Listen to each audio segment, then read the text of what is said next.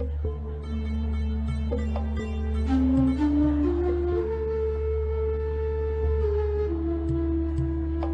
Dalai Lama est seul dans le vestiaire du stade. Dans quelques instants, il va prendre la parole devant 6000 personnes. Il boit calmement son thé en parfaite quiétude. Puis, d'un mouvement vif, il se lève et sort. Des journalistes, des photographes, des membres du personnel de sécurité et des étudiants se pressent dans le couloir. Ils font la cohue avec un grand sourire, saluent les gens sur son passage, puis écartent une tenture. Le voilà. Il s'incline, joint les mains et sourit, salué par un tonnerre d'applaudissements. Il reste là, debout, les embrassant tranquillement du regard, rayonnant de la chaleur de son immense bienveillance. Il s'assied alors et entame sa conférence.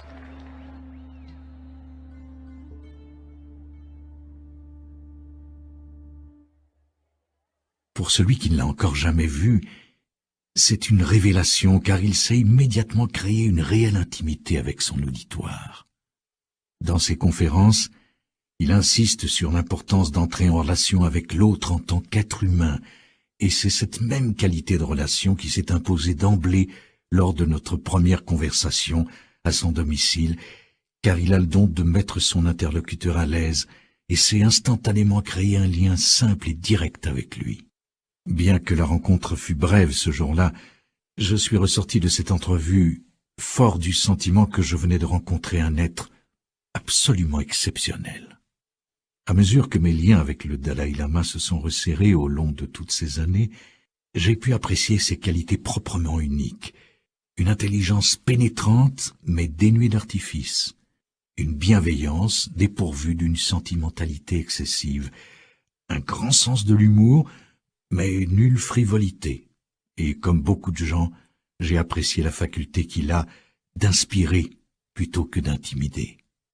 J'ai la conviction que le Dalai Lama a appris à vivre dans une plénitude et un degré de sérénité que je n'ai jamais constaté chez quiconque. C'est cela qui m'a donné l'envie de cerner les principes qui lui ont permis d'y parvenir. Quand j'ai commencé à réfléchir à ce projet, je l'ai envisagé sous la forme d'un manuel dans lequel le Dalai Lama aurait formulé des solutions simples et claires à tous les problèmes de la vie. Grâce à ma formation de psychiatre, je m'imaginais pouvoir présenter ces conceptions comme un ensemble de principes de vie quotidienne. Mais, au terme de notre série d'entrevues, j'ai renoncé à cette idée car j'ai découvert que sa démarche participait d'une pensée bien plus large et bien plus complexe, susceptible d'intégrer tout ce que la vie peut offrir de nuances, de richesse et de complexité. J'ai peu à peu capté la tonalité singulière et constante de ses propos. C'est celle de l'espoir. Et cet espoir repose sur la conviction que, s'il n'est pas facile d'atteindre le bonheur authentique et durable, la chose est néanmoins possible. J'ai cherché ici à présenter le Dalai Lama à un public essentiellement occidental, sans pour autant m'écarter de mon but, mettre en valeur ce qui, dans sa pensée, peut le mieux s'appliquer à nos existences quotidiennes.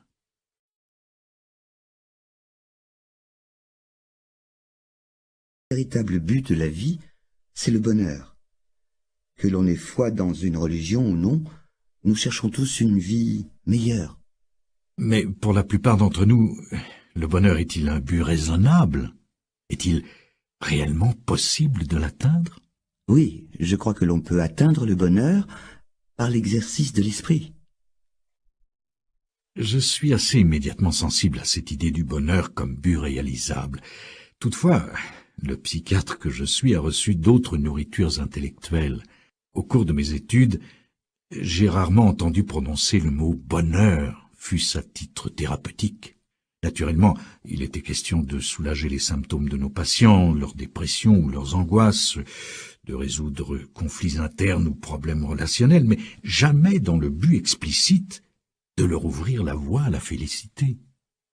Dans la conception occidentale assez largement partagée, semble-t-il, le bonheur serait un bienfait mystérieux, pour ainsi dire, tombé du ciel. Dès lors, comment serait-il possible de le cultiver grâce au seul exercice de l'esprit? Quand je parle d'exercer l'esprit, je ne me réfère pas seulement à l'intellect, mais plutôt à l'âme. Cela inclut le sentiment, le cœur et l'esprit. En s'imposant une certaine discipline intérieure, on peut transformer son attitude, ses conceptions et sa manière d'être dans l'existence. On commence par isoler les facteurs qui mènent au bonheur de ceux qui mènent à la souffrance. Après quoi, on s'attache peu à peu à éliminer les facteurs de souffrance et à cultiver ceux qui conduisent au bonheur. Telle est la voie.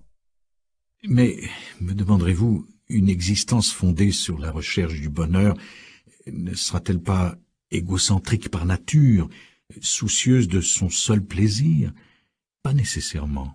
En fait, quantité d'études montrent que les gens malheureux ont tendance à être très préoccupés d'eux-mêmes, à se replier, à broyer du noir, à refuser tout en bloc. En revanche, les gens heureux sont plus sociables, souples, créatifs et plus aptes à tolérer les frustrations de la vie quotidienne. Ils se trouvent donc à être plus aimants et plus indulgents que ne le sont les gens malheureux. Partons donc de cette hypothèse élémentaire. Le but de la vie, c'est la recherche du bonheur. Et comprendre comment aller vers une vie plus heureuse va nous apprendre en quoi cette recherche du bonheur se révélera une source de bienfaits tant pour l'individu que pour sa famille et la société au sens large. Qu'est-ce qui détermine notre niveau de bien-être?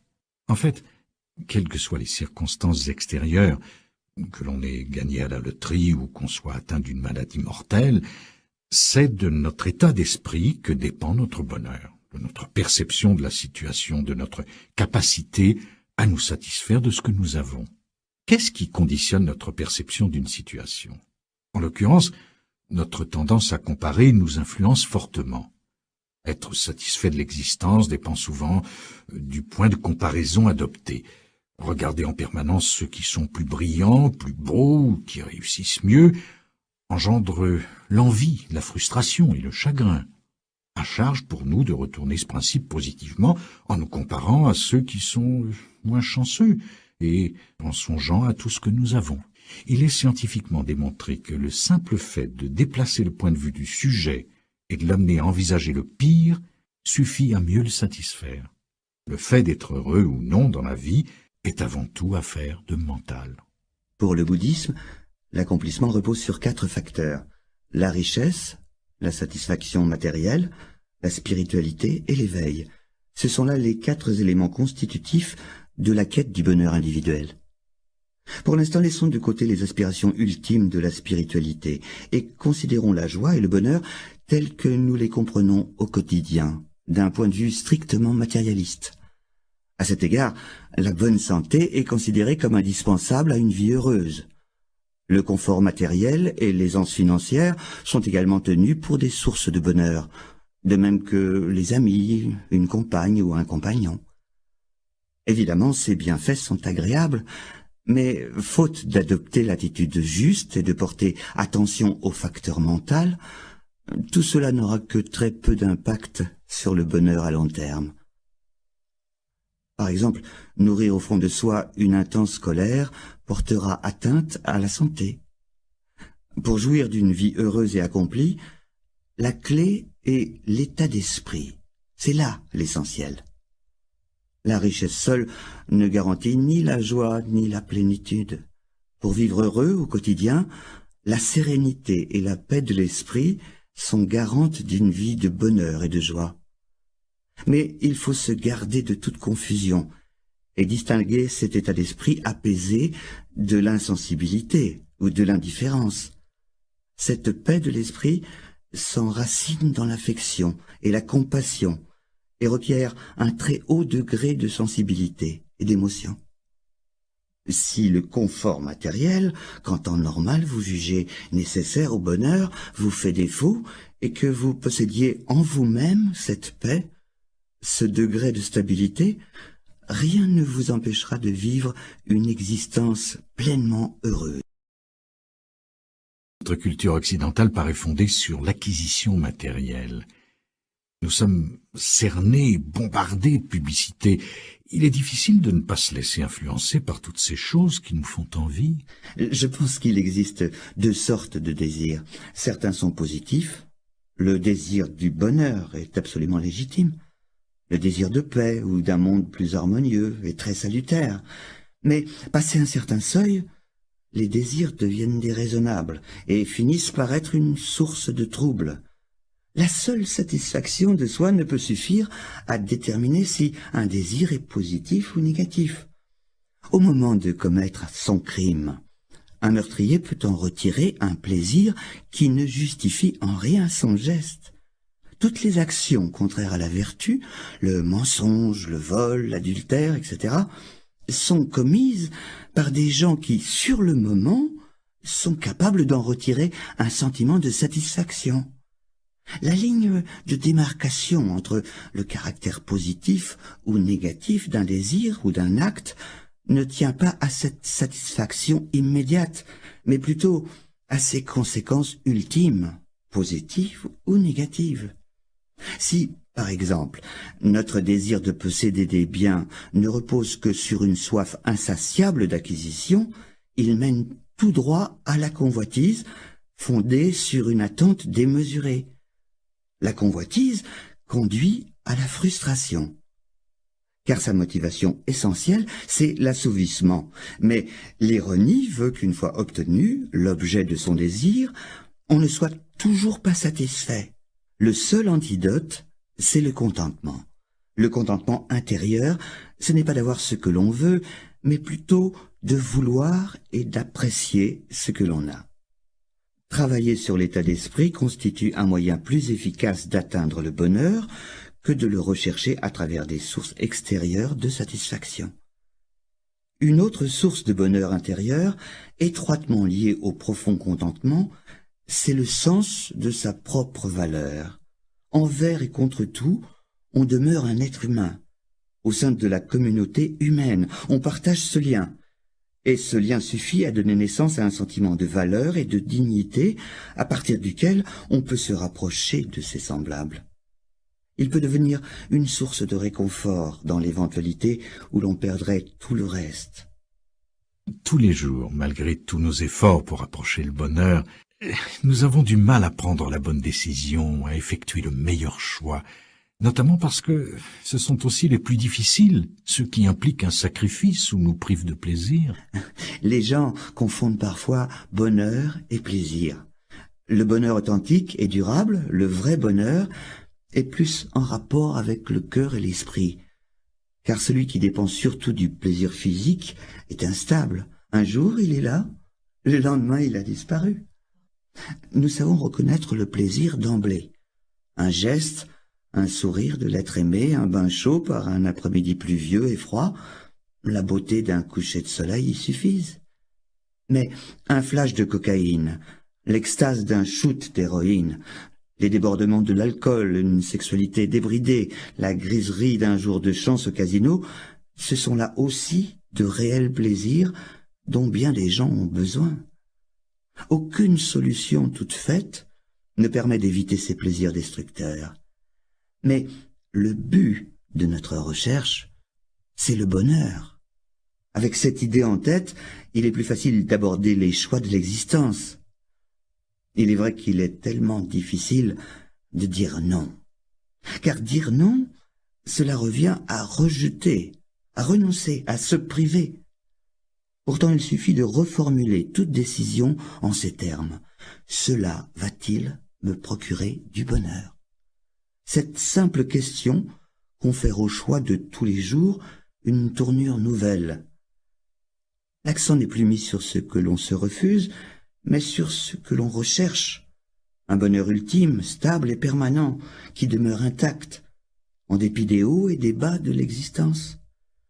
Dans cette perspective, il est plus facile de prendre la bonne décision, car on agit pour se donner quelque chose à soi-même, et non pour s'en priver ou se le refuser. Plutôt que de rejeter l'existence, on y adhère pleinement. L'intime conviction de s'acheminer vers le bonheur exerce ses effets en profondeur, elle rend plus réceptif et ouvre à la joie de vivre. Nous possédons un esprit. C'est là tout l'équipement dont nous avons besoin pour vivre un complet bonheur. En fait, Il en va des choses de l'esprit comme des objets. Certaines sont très utiles ou très nuisibles, et d'autres sont neutres. Dans la vie matérielle, nous prenons la peine de repérer les substances ou les produits utiles, et nous nous débarrassons de ce qui est nocif. De même, l'esprit renferme des milliers de pensées ou d'états d'esprit différents. Il en est de très utiles. Il faut s'en servir et les entretenir. D'autres sont négatifs. Il faut essayer de les résorber. En somme, le premier pas dans la recherche du bonheur, c'est l'apprentissage. Nous devons d'abord comprendre en quoi les émotions et les comportements négatifs sont dommageables, pas seulement pour l'individu, mais également pour la société et l'avenir du monde entier. Fort de cette prise de conscience, on n'est plus déterminé à dépasser ce type d'émotion. Ensuite, on mesure tout le bénéfice des attitudes positives, ce qui pousse à les nourrir et à les intensifier. Vous pouviez définir ce qu'est, selon vous, une personne équilibrée, bien adaptée psychologiquement parlant. Cela nous servirait à déterminer quels états mentaux cultiver et lesquels éliminer. N'êtes-vous pas, vous, le psychiatre, le mieux placé pour formuler cette définition? Mais je l'entendais de votre point de vue.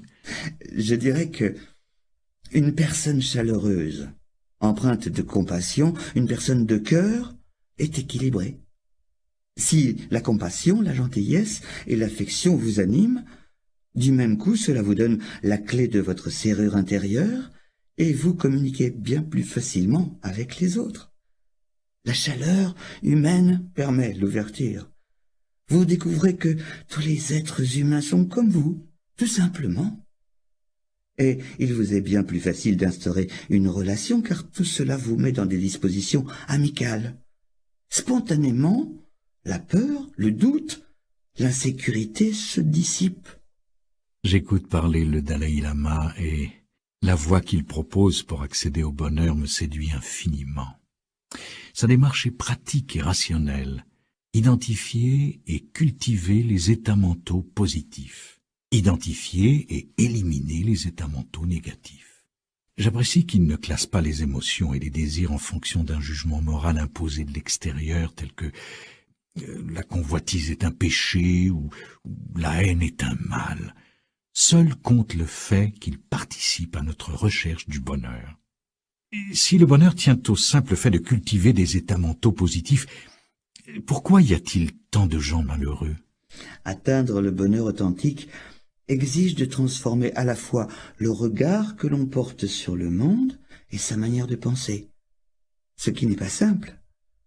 Pour surmonter des états mentaux négatifs et complexes, il faut avoir la patience de se familiariser avec des pratiques que l'on va devoir répéter à maintes reprises. Transformer l'esprit demande du temps.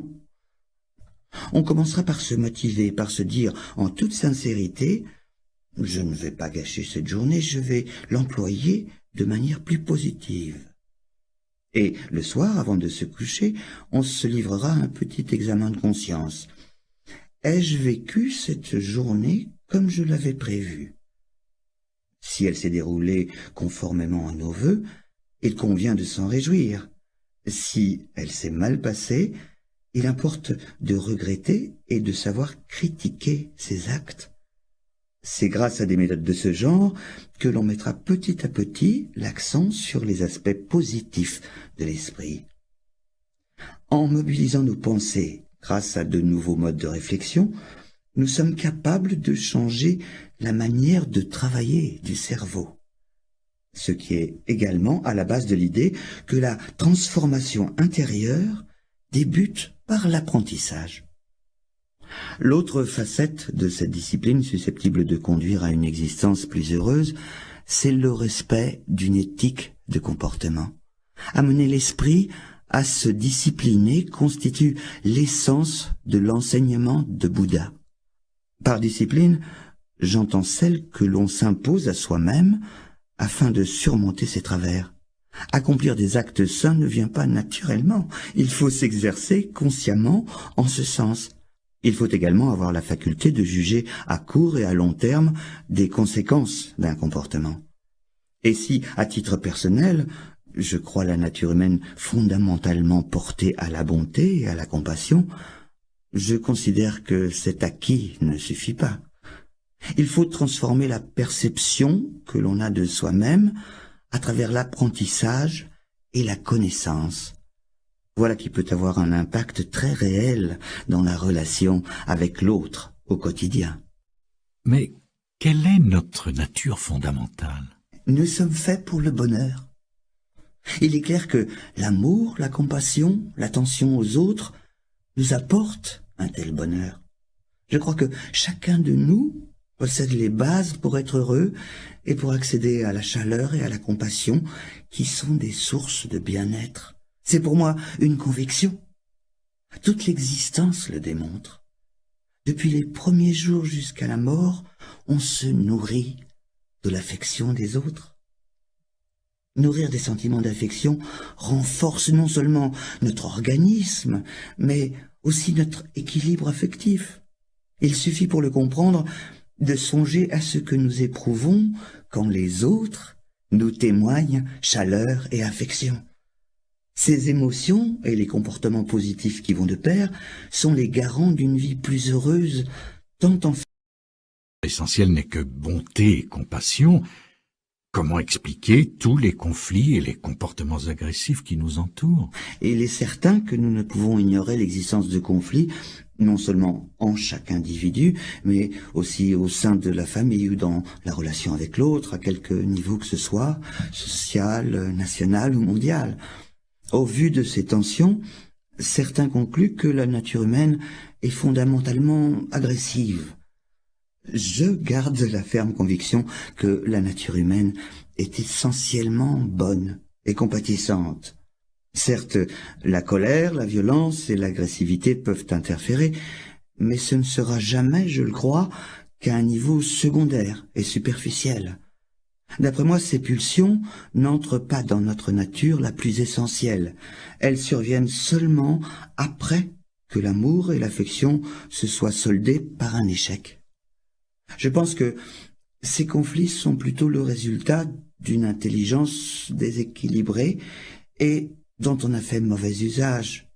À l'inverse, l'intelligence, faculté humaine par excellence, peut servir à trouver les moyens de surmonter les conflits.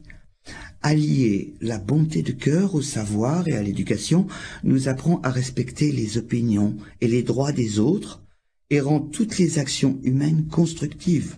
On jette ainsi les bases d'un esprit de réconciliation.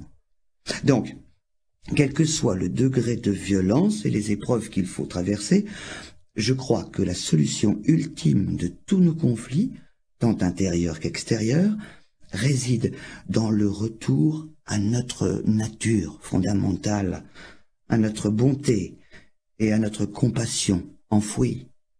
Quand l'existence se complique, quand on se sent submergé, quand on est envahi par une impression de stagnation et de confusion, le mieux est encore de prendre du recul, de s'accorder le temps de réfléchir et de se remettre en mémoire l'objectif d'ensemble. Qu'est-ce qui va véritablement apporter du bonheur? Parfois, je retrouve de vieux amis et cela me rappelle à quel point le temps passe vite. Et cela me pousse à m'interroger. Avons-nous convenablement employer le temps qui nous était imparti? C'est si important. Nous avons à notre disposition un corps et surtout un cerveau étonnant. Réfléchissons donc à ce qui possède vraiment une valeur, à ce qui donne un sens à notre vie. Et ordonnons nos priorités en conséquence.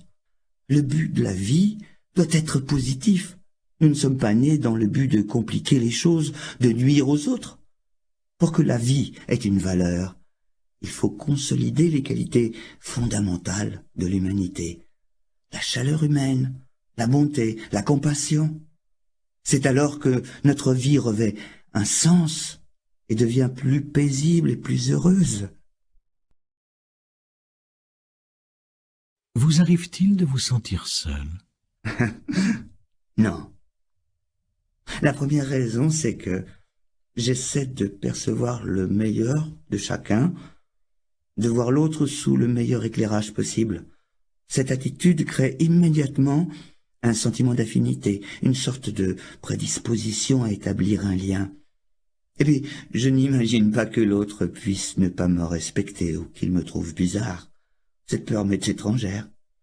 Ce qui me rend ouvert à tout. Je crois que ce sont là les raisons principales pour lesquelles je ne me sens jamais seul. Approcher les autres avec compassion, c'est le facteur clé qui génère une atmosphère amicale et positive. C'est vous qui commencez par vous mettre en position de recevoir et amener l'autre à réagir positivement. Fréquemment, au lieu de prendre l'initiative de rapprochement, les gens attendent de l'autre qu'il fasse le premier pas.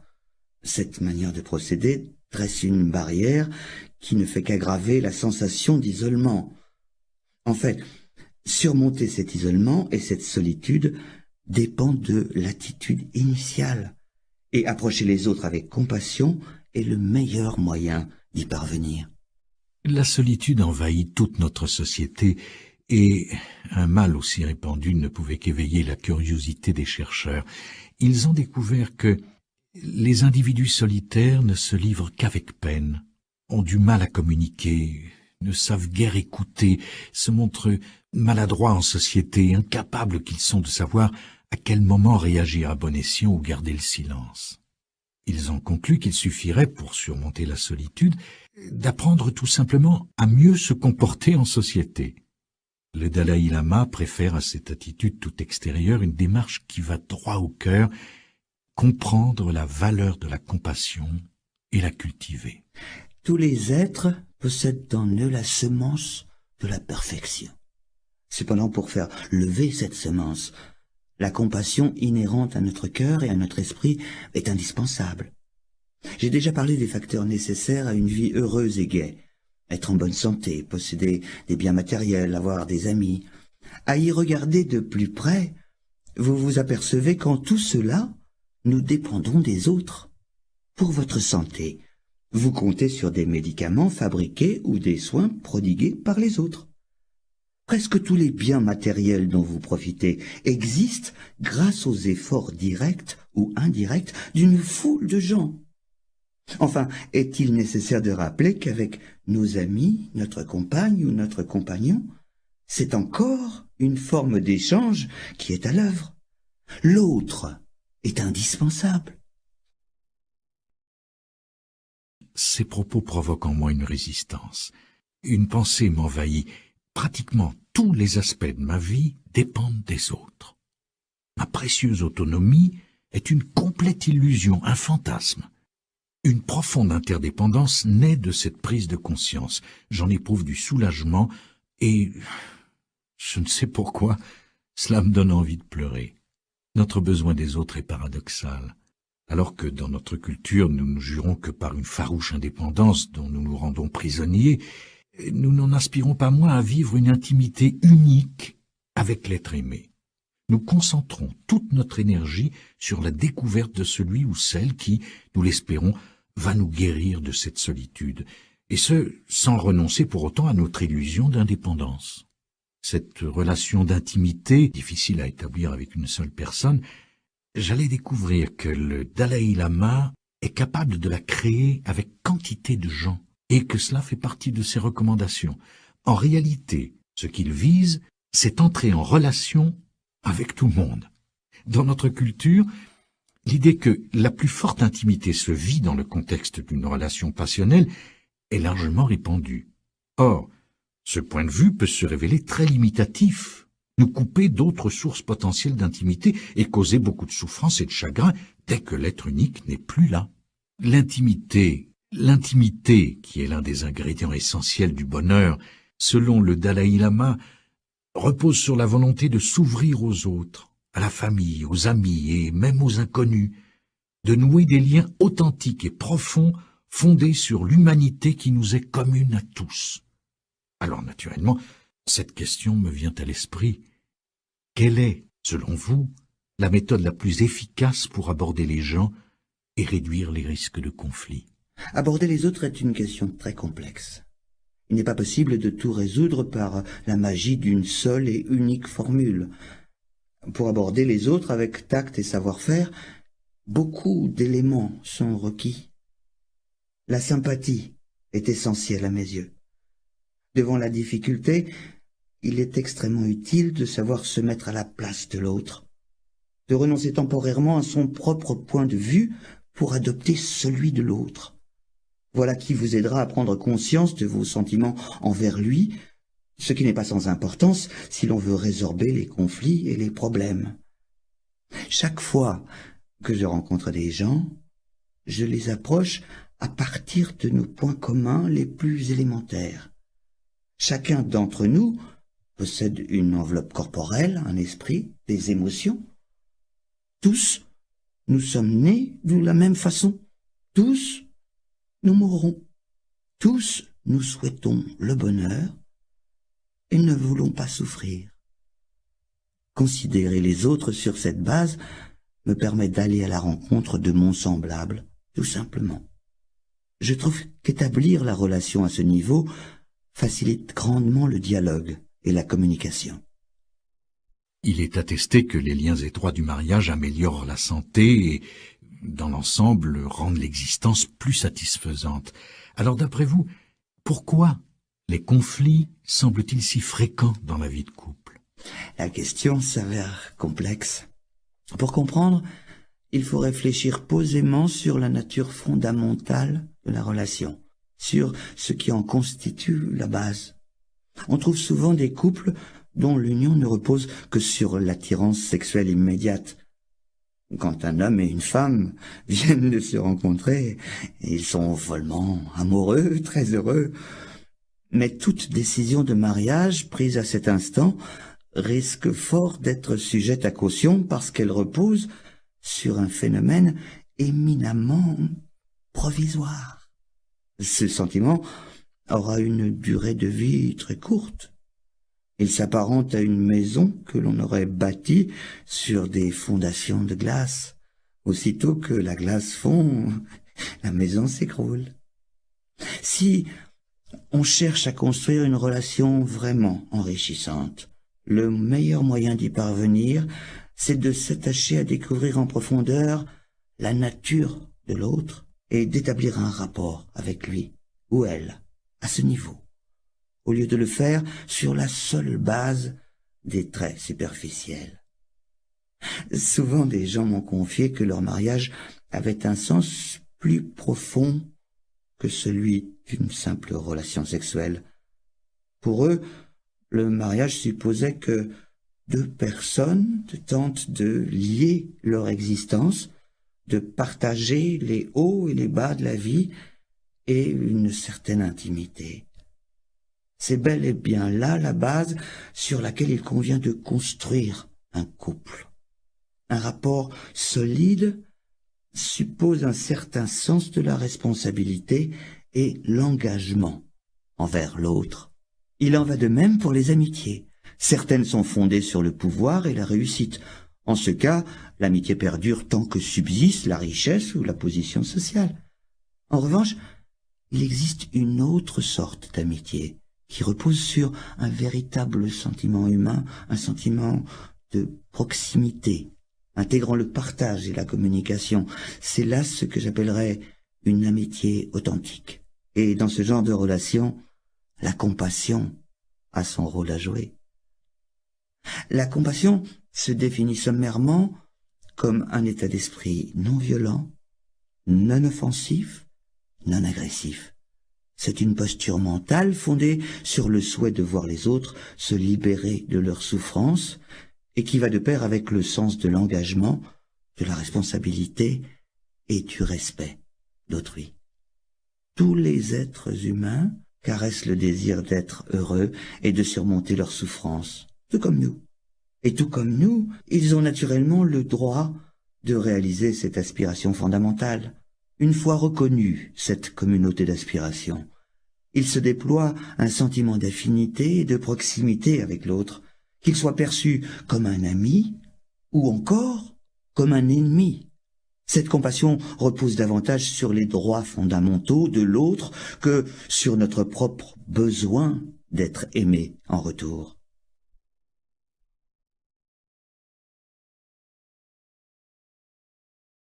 Personne n'échappe à la douleur.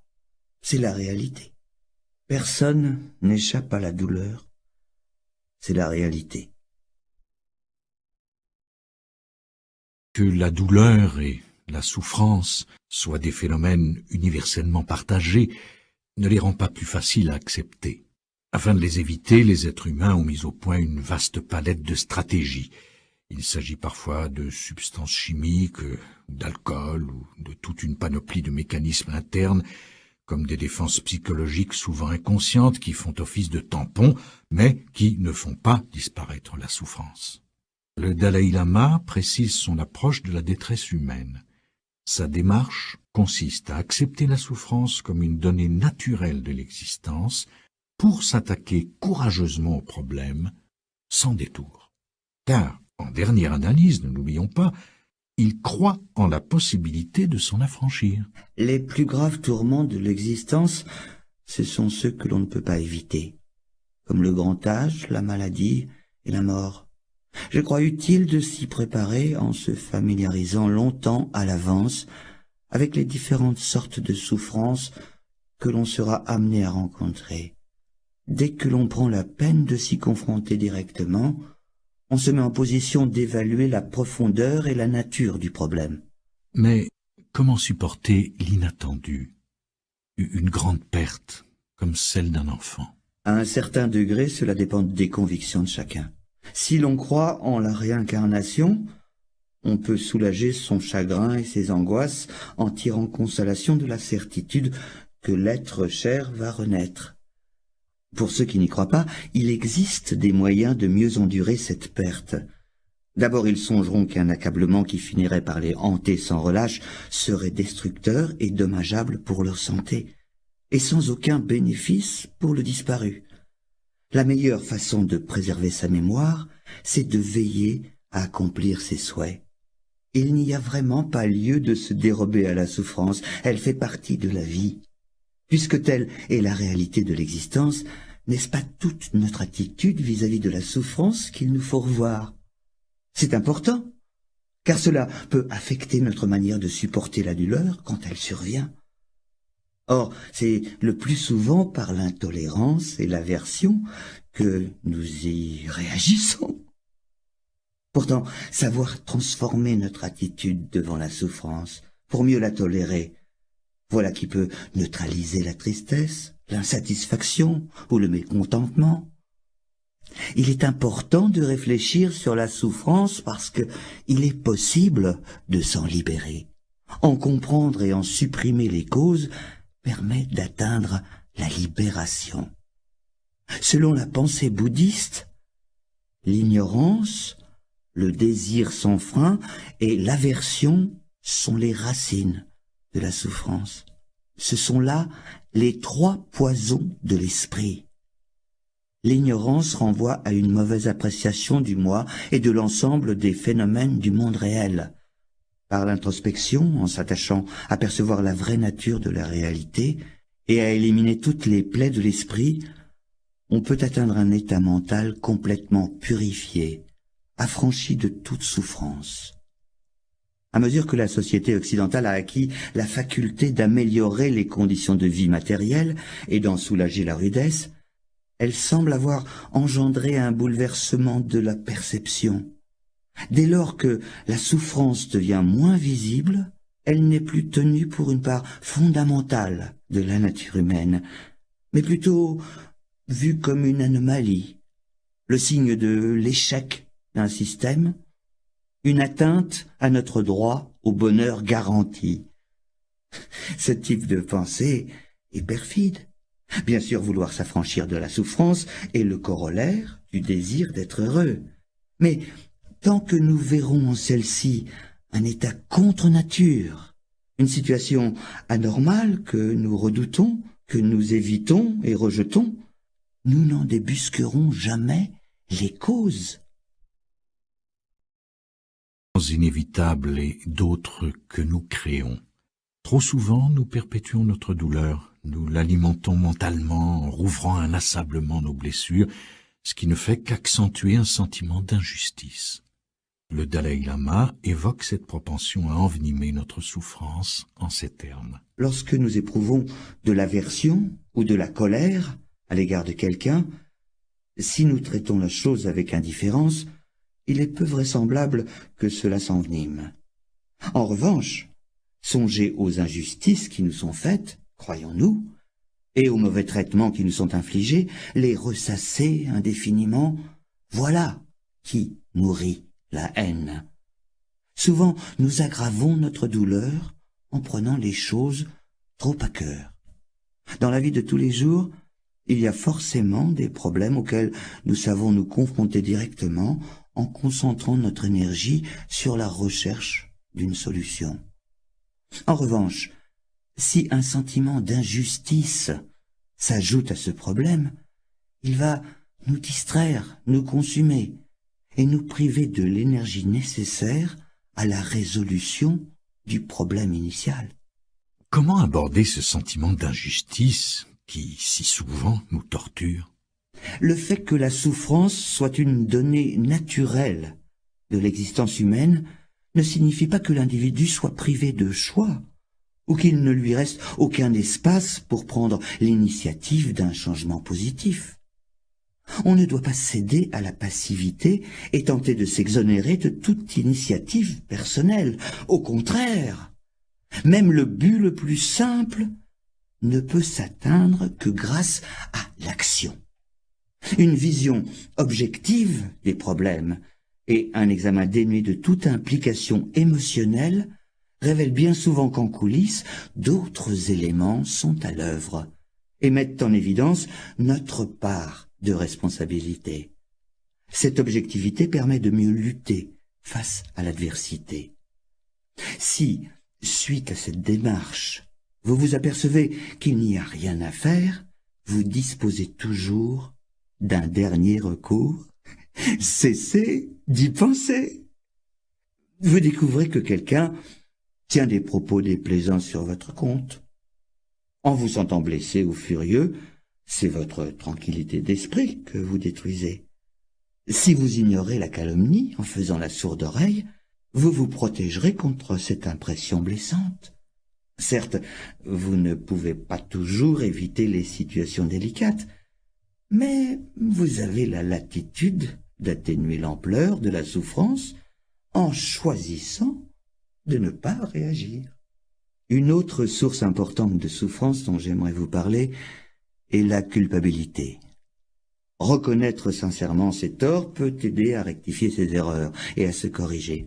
En revanche, laisser le regret dégénérer en culpabilité excessive et s'accrocher au souvenir de ses fautes passées en persistant dans l'auto-accusation et la haine de soi ne servira qu'à se punir et à alimenter sa propre souffrance. La culpabilité survient quand on se convainc d'avoir commis une erreur irréparable. Or, rien ne persiste indéfiniment. La vie est changement.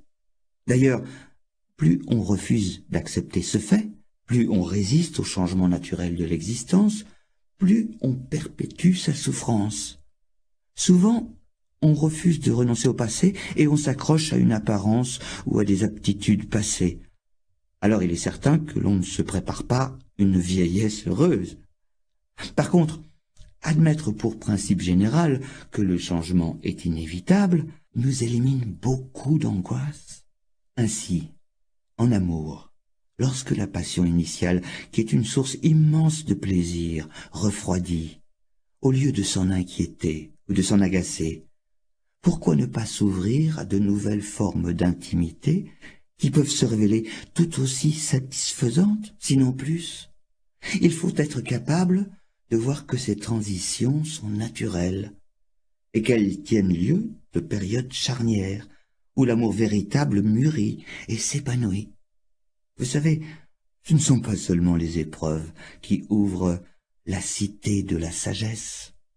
Un des instruments les plus puissants dont nous disposons pour démêler les problèmes de la vie de tous les jours, c'est la capacité de changer de perspective pour considérer une situation délicate d'un point de vue plus avantageux.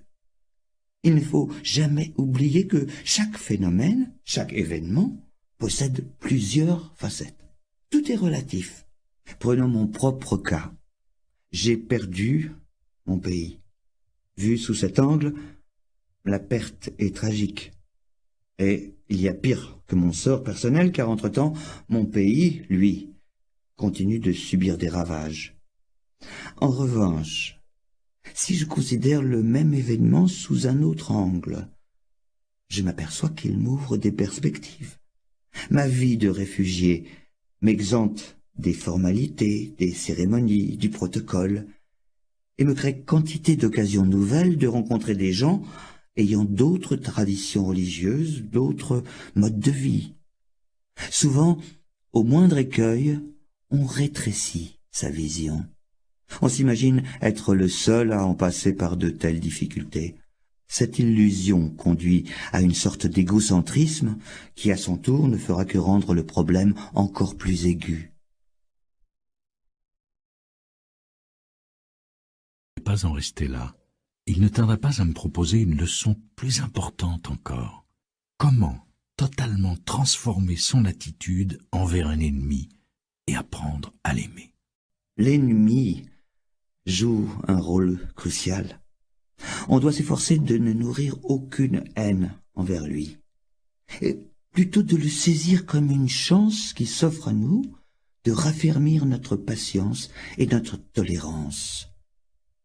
D'ordinaire, ce ne sont pas nos amis qui nous mettent à l'épreuve. Seuls nos ennemis détiennent ce privilège et méritent d'être considérés comme les grands éducateurs qui nous fournissent cette capacité de résistance si nécessaire à la croissance. Car véritablement, c'est le combat de l'existence qui fait de nous ce que nous sommes. Changer de perspective, apprendre à voir ses soucis ou ses ennemis sous un autre angle est une faculté qui est nourrie par la souplesse d'esprit. Le suprême avantage de cette souplesse d'esprit, c'est qu'elle permet d'embrasser toute l'existence, de se montrer pleinement humain, d'être pleinement en vie. Chacun peut développer cette faculté. Elle repose directement sur les efforts que nous accomplissons pour élargir notre vision des choses en essayant d'y intégrer de nouveaux points de vue. Le résultat final en est la conscience simultanée de notre situation personnelle et du tableau d'ensemble. Cette vision concomitante du vaste monde et de notre petit univers fonctionne comme une gare de triage. Elle nous aide à distinguer ce qui est important dans la vie de ce qui ne l'est pas. Être souple et savoir élargir le champ requiert une capacité de traiter les problèmes à plusieurs échelons, individuels, collectif et global. Ainsi, minimiser la haine, c'est comme procéder à un désarmement intérieur, et celui-ci doit aller de pair avec un désarmement extérieur. Il existe une relation de réciprocité entre la souplesse d'esprit et l'aptitude à changer de point de vue. Un esprit souple aide à aborder les problèmes sous plusieurs angles, et à l'inverse, considérer les problèmes sous plusieurs angles revient en quelque sorte à exercer l'esprit à la flexibilité. Dans le monde actuel, qui se caractérise par des changements inattendus, aussi subis que violents, cela peut être une question de survie. Sur l'échelle de l'évolution, ce sont les espèces les plus adaptables aux mutations de l'environnement qui ont survécu et prospéré. Approcher l'existence avec souplesse est une recette fondamentale pour accéder à l'équilibre. L'équilibre, le savoir-faire, le soin d'éviter les extrêmes sont des données capitales de la vie quotidienne qui ont également leur importance dans tous les domaines de l'existence, car l'excès ou le manque peuvent avoir des effets destructeurs similaires. Viktor Frankl, un psychiatre juif emprisonné par les nazis durant la Seconde Guerre mondiale, déclara un jour que l'homme peut survivre à toutes les souffrances tant qu'il peut y déceler un sens. Trouver une signification à la souffrance est certes une méthode puissante pour faire face aux périodes les plus sombres de l'existence, mais ce n'est pas une tâche aisée. Souvent, la souffrance semble dénuée de signification et paraît frapper au hasard, aveuglément. Quand on est en proie à la douleur, toute l'énergie se concentre sur la recherche d'une issue. Les périodes de crise aiguë ou de tragédie, on les juge injustes et dépourvues de sens. Heureusement, il est d'autres moments, avant ou après une épreuve, où l'on n'a plus de latitude pour comprendre. C'est pourquoi on recherchera le sens caché de la souffrance quand tout va bien, afin de mettre toutes les chances de son côté pour en récolter les fruits. Un arbre qui plonge loin ses racines résistera au plus violent des orages. En revanche, il ne peut faire croître ses racines juste quand l'orage pointe à l'horizon. Malgré la répugnance universelle qu'elle inspire, il ne fait pas de doute que notre souffrance peut fortifier et approfondir notre expérience de la vie. Martin Luther King n'a-t-il pas dit un jour « Ce qui ne me détruit pas me rend plus fort ». Et s'il est naturel de reculer devant la souffrance, encore faut-il garder à l'esprit qu'elle peut aussi nous mettre au défi et faire ressortir le meilleur de nous-mêmes. Quant à la douleur physique, il ne faut pas oublier qu'elle est avant tout un mécanisme biologique remarquable, complexe et harmonieux, prévu pour nous avertir et nous protéger des dégâts infligés à l'organisme. C'est justement la sensation pénible qui alerte le corps et nous contraint à régler le problème.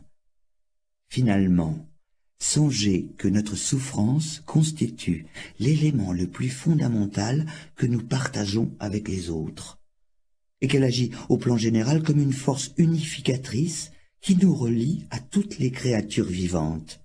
Peut-être faut-il voir là une signification suprême. Nous avons discuté la possibilité de parvenir au bonheur en travaillant à éliminer nos comportements et nos états d'esprit négatifs. De manière générale, comment s'y prendre pour accomplir les changements positifs nécessaires? D'abord, apprendre, c'est la première étape. Comprendre que les émotions et les attitudes négatives nuisent au bonheur. L'étape suivante, c'est la conviction que le changement est nécessaire. Cette conviction se transformera en détermination, puis la détermination en action. Être fermement déterminé permet de soutenir l'effort nécessaire à de réels changements. Cet effort est crucial. Quel que soit le comportement que vous essayez de changer, il faut commencer par affirmer une forte volonté, un fort désir d'y parvenir. Il s'agit d'être enthousiaste. Et là, le sentiment de l'urgence est un élément clé. Voyez comment la connaissance des graves conséquences du sida a créé un sentiment d'urgence qui a changé le comportement sexuel de bien des gens. De même, l'éducation du public sur les effets nocifs du tabac ont eu aussi des répercussions. Souvent, une fois que l'on a obtenu l'information exacte, il en découle une notion de gravité et de responsabilité. Ce sentiment d'urgence peut donc constituer un élément vital du changement et communiquer une incroyable énergie, pas seulement au niveau personnel, mais aussi à l'échelle de la collectivité et de la planète. Mais comment concevoir ce puissant enthousiasme pour le changement ou cette urgence dans la vie quotidienne? D'abord, prendre conscience du caractère très précieux de l'existence humaine, du potentiel inhérent à notre organisme, de sa signification, des objectifs salutaires qu'il peut servir. Tout cela finit par nous inspirer l'obligation de faire un usage positif du corps humain. Ensuite, se rappeler son impermanence, c'est-à-dire sa mort. Cela nous confère un sens de l'urgence. Chaque instant est précieux et nous devons en user au mieux. Pour susciter le sens de l'engagement et l'enthousiasme nécessaire au dépassement des comportements négatifs, une fois encore, j'insiste, la méthode la plus efficace, et peut-être l'unique solution, sera de constamment surveiller leurs effets destructeurs. Mais il reste à comprendre qu'aucun changement authentique ne survient du jour au lendemain. Insiste, une authentique transformation intérieure exige un effort soutenu. Il s'agit là d'un processus graduel qui contraste nettement avec les techniques ou les thérapies minutes qui ont proliféré dans la culture occidentale au cours des dernières décennies. De plus, l'effort soutenu grâce auquel nous transformons notre comportement vis-à-vis du monde extérieur n'aide pas seulement à effacer les mauvaises habitudes, il permet aussi de modifier les attitudes et les sentiments sous-jacents. Les chercheurs ont découvert que, même artificiellement provoqués, un froncement de sourcils ou un sourire induisent les émotions correspondantes, soit la colère ou le bonheur. Le simple fait d'exécuter les choses machinalement, comme de répéter un comportement positif, induira un changement intérieur. Mais jusqu'à quel point est-il vraiment possible d'éradiquer les sentiments négatifs? Nous avons établi que le bonheur ultime dépend de l'élimination d'états d'esprit négatifs tels que la colère, la haine, la convoitise. Mais ces émotions font naturellement partie de notre tempérament. Oui, certains suggèrent que puisqu'ils font partie du tempérament de chacun, il n'y aurait pas moyen de réellement modifier ces états mentaux. Eh bien, ils ont tort. Tous, nous sommes nés dans un état d'ignorance. En ce sens, elle est aussi tout à fait naturelle. Mais à mesure que nous grandissons, grâce à l'éducation et à l'apprentissage, nous sommes en mesure d'acquérir la connaissance et de repousser l'ignorance. Par analogie, un exercice approprié permettra de réduire graduellement les émotions négatives et de renforcer les états d'esprit positifs, l'amour, la compassion et l'indulgence. Mais si tout cela appartient à notre psyché, comment réussir à combattre ce qui fait partie de nous-mêmes? L'esprit humain est aussi complexe qu'il est doué. Il est capable de trouver quantité de moyens d'aborder toute une diversité de situations. L'esprit humain est aussi complexe qu'il est doué. Il est capable de trouver quantité de moyens d'aborder toute une diversité de situations. Face à un seul et même objet, il a la faculté d'adopter une pluralité de points de vue à travers lesquels il peut résoudre des problèmes divers. Il existe quantité de méditations dans lesquelles on isole diverses facettes de soi-même pour aller ensuite jusqu'à engager le dialogue entre toutes ces facettes. Cette capacité d'adopter un point de vue différent permet d'isoler les parties de soi que l'on cherche à éliminer et de livrer bataille contre elles. Afin de remporter la victoire, la pensée bouddhiste dispose de 3 principes. Le premier stipule que toutes les afflictions ont un caractère essentiellement faussé, car elles prennent racine dans des perceptions erronées de la réalité. Quelle que soit leur puissance, elles sont dénuées de valeur, car elles reposent sur l'ignorance. Le second principe se fonde sur le fait que nos états d'esprit positifs peuvent agir comme antidote à nos tendances négatives. Plus on renforcera l'efficacité de ces antidotes, plus on sera capable d'atténuer la puissance de nos états d'esprit fauteurs d'illusions. La nature essentielle de l'esprit est pure, une pureté que l'on désigne ainsi l'esprit de lumineuse clarté. C'est là le troisième principe, fondé sur la conviction que nous détenons la capacité de totalement éliminer nos modes de pensée négatifs, car ils ne font pas intrinsèquement partie de l'esprit humain. Ce ne sont que des obstacles transitoires qui empêchent l'expression de la joie et du bonheur au fond de nous. Sur le plan général, il existe beaucoup de sortes d'émotions négatives. La suffisance, l'arrogance, la jalousie, la luxure, l'étroitesse d'esprit. Mais de tous ces maux, ce sont la colère et la haine qui sont les pires obstacles à la compassion et à l'altruisme. Elles détruisent toute vertu et toute sérénité. Bien sûr, la colère motivée par la compassion ou le sens de la responsabilité servira d'impulsion à une action positive. En créant une forme d'énergie, elle peut forcer à agir sans délai et de manière décisive.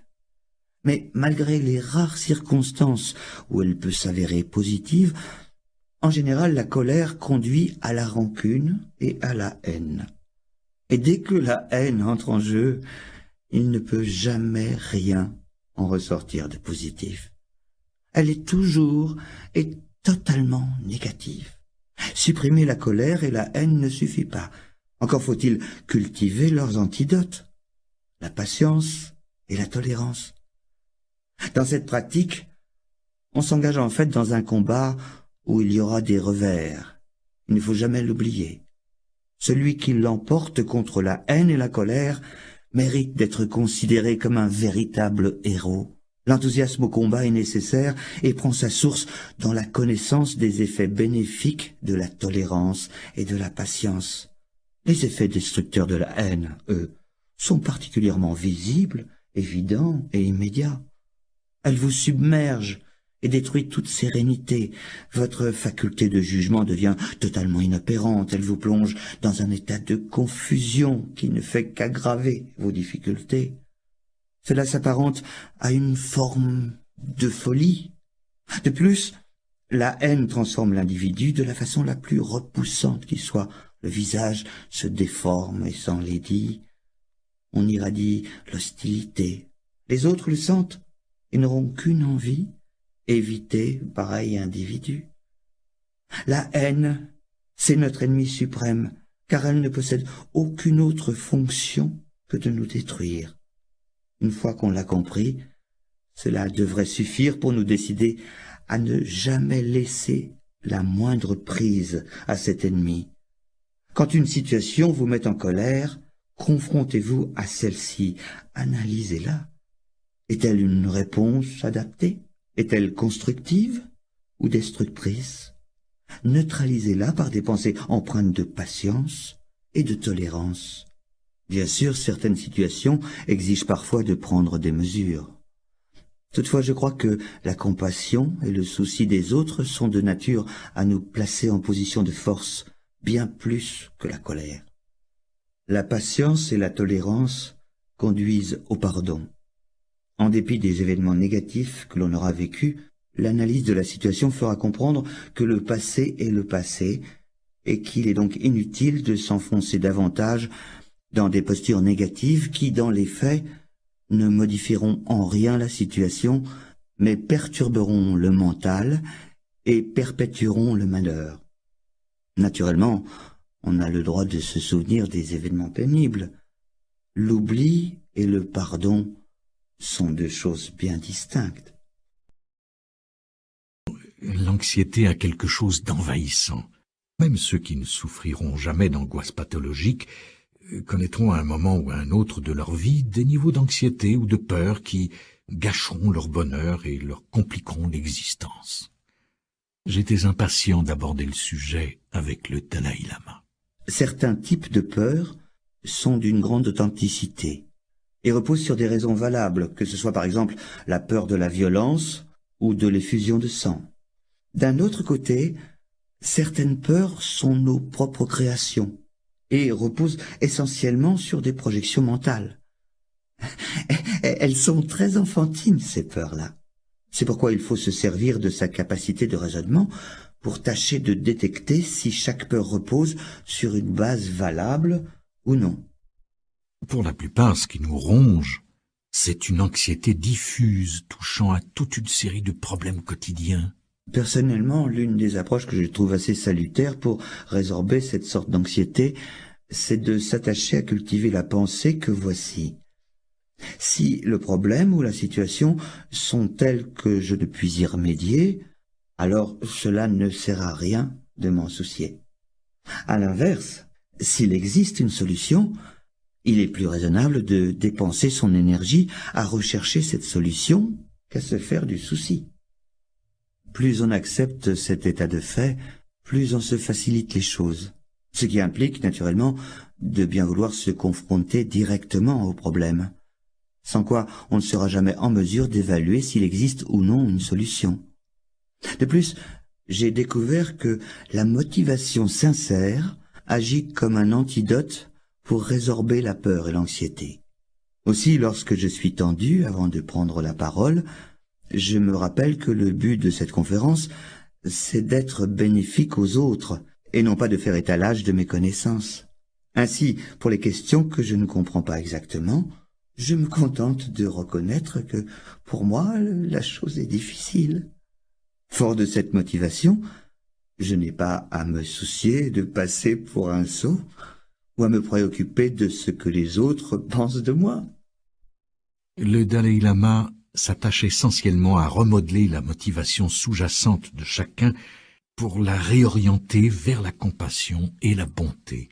Dans son système de pensée, plus on est motivé par l'altruisme, moins on a peur face aux circonstances les plus anxiogènes. Le seul fait de prendre du recul, simplement pour s'assurer que l'on ne veut de mal à personne et que l'on est sincèrement motivé, suffit à diminuer l'anxiété dans les situations de la vie courante et à nous donner la confiance nécessaire pour y faire face. La confiance en soi est d'ailleurs un autre élément déterminant de l'anxiété. La confiance en soi est capitale pour atteindre ses objectifs, qu'il s'agisse d'un diplôme universitaire, de monter une affaire qui marche, de bâtir une relation satisfaisante ou d'exercer l'esprit au bonheur. C'est elle qui nous donne l'intrépidité d'esprit qui accompagne l'accomplissement des plus hautes ambitions. Par contre, le manque de confiance en soi inhibe nos efforts et inversement, l'excès de confiance conduit à prendre des risques inconsidérés et mène souvent à une forme d'arrogance qui éloigne les autres. En général, la suffisance et l'arrogance ont des conséquences négatives. Pour les combattre, le moyen le plus efficace, c'est de songer à la multitude de disciplines dont nous n'avons pas la moindre connaissance. D'un autre côté, je pense qu'être honnête avec soi ou envers les autres sur l'étendue de nos capacités doit suffire à neutraliser l'impression d'être inadéquat et le sentiment de manquer de confiance. Il me semble en effet que l'honnêteté et la confiance en soi sont étroitement liées. En étant animé par un authentique souci des autres et le désir d'être utile, on sera plus ouvert, car moins anxieux à l'idée d'être révélé ou exposé aux yeux des autres. Mais pour réaliser ce désir d'être utile, il faut avoir au préalable un moi affirmé et une grande confiance en soi. Cette confiance-là aura des conséquences positives. Prendre conscience de sa propre valeur, honnêtement et sans crainte, peut être une arme puissante contre le doute et le manque de confiance en soi. Le manque de confiance en soi, la haine de soi sévit dans toute la culture occidentale.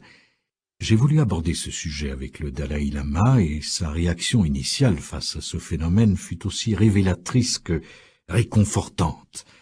L'existence de la haine de soi lui était tout simplement inconnue. Alors que nous croyons ce problème profondément enraciné dans la psyché humaine, je découvrais qu'elle peut rester pratiquement ignorée de cultures entières. Cette réalité doit nous rappeler à quel point cette disposition mentale perturbante, comme tous les autres états mentaux négatifs que nous avons abordés, ne fait pas intrinsèquement partie de l'esprit humain. Nous ne sommes pas nés avec.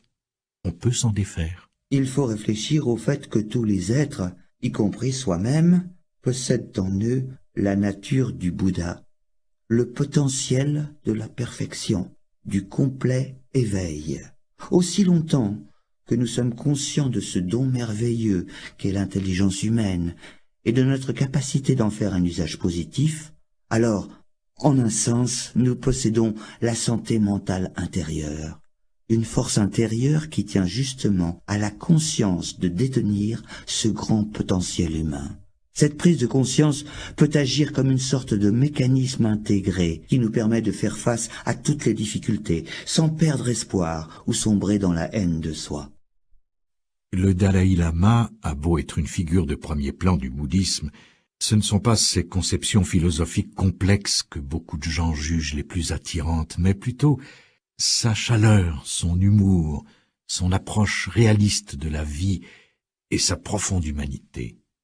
En dépit de sa position, celle d'une des personnalités religieuses les plus marquantes de la planète, le ton de nos conversations est simplement demeuré celui de deux êtres humains discutant des problèmes qui nous sont communs à tous. Je crois essentiel de prendre la pleine mesure de notre potentiel d'êtres humains et de reconnaître l'importance de la transformation intérieure. On doit y parvenir à travers ce qu'on pourrait appeler un processus de développement mental. Parfois, c'est ce que j'appelle avoir une dimension spirituelle dans sa vie. Que l'on soit bouddhiste ou que l'on appartienne à une autre religion, pourquoi met-on toujours tellement l'accent sur la prière dans la vie spirituelle? Selon moi, la prière est avant tout un aide-mémoire journalier de nos principes et de nos convictions les plus profonds. Il peut y avoir deux niveaux de spiritualité. Le premier est en rapport avec nos convictions religieuses. Mais nous sommes plus de 5 milliards d'êtres humains en ce monde, tous différents et avec une telle multiplicité de situations individuelles. En un sens, je crois que ce dont nous avons besoin, c'est de 5 milliards de religions différentes. Chaque individu devrait veiller à s'engager dans le cheminement spirituel le mieux adapté à ses dispositions mentales, à ses inclinations naturelles, à son tempérament, à ses convictions, à sa famille et à son milieu culturel. Le but de la religion, c'est le bienfait des gens. Mais je pense que si nous n'avions qu'une seule religion, après un certain temps, elle cesserait d'être bénéfique. C'est pourquoi nous devons apprécier à leur juste valeur toutes les grandes traditions religieuses de la planète et devons tenter de développer des liens plus étroits entre elles. C'est là un effort collectif que nous pouvons faire pour le bien de l'humanité. Il y a tant de choses qui nous divisent, tant de problèmes dans le monde. La religion devrait servir de remède pour aider à résorber les conflits et la souffrance du monde, au lieu d'être une source de conflits supplémentaires. Les convictions religieuses ne suffisent pas à garantir le bonheur et la paix. Et comme elles peuvent tout aussi bien engendrer la division, la haine et la guerre, il est facile de perdre toute foi dans les institutions religieuses. Ce danger m'a conduit à donner des leçons spirituelles qui soient universellement applicables par tout individu, sans distinction de religion, qu'il en ait une ou pas. Car il y a un autre niveau de spiritualité, que j'appellerais la spiritualité élémentaire. Il s'agit des qualités humaines de base, la bonté, la gentillesse, la compassion, le souci des autres. Que l'on soit croyant ou non croyant, cette sorte de spiritualité est essentielle. En tant que membres de la famille humaine, nous avons tous besoin de ces valeurs spirituelles élémentaires. Sans elles, notre existence est rude et très desséchée. On ne peut être heureux, notre famille souffre, et au bout du compte, c'est la société tout entière qui n'en sera que plus perturbée. Il est donc crucial de cultiver ces valeurs spirituelles de base. La vraie spiritualité est une attitude mentale que vous pouvez pratiquer à tout moment. Par exemple, si dans une situation donnée, vous êtes tenté d'injurier quelqu'un, alors prenez immédiatement vos précautions et retenez-vous. Si vous êtes sur le point de perdre votre calme, soyez attentif et dites-vous « Non, ce n'est pas la bonne façon de faire. » Cela, en fait, est déjà une pratique spirituelle qui, vue sous ce jour, vous apparaîtra possible et applicable en tout temps. On peut tout à fait, sans religion aucune, être un bon être humain, un être sensé, doté d'un sens de la responsabilité et de l'engagement, en vue d'un monde meilleur et plus heureux.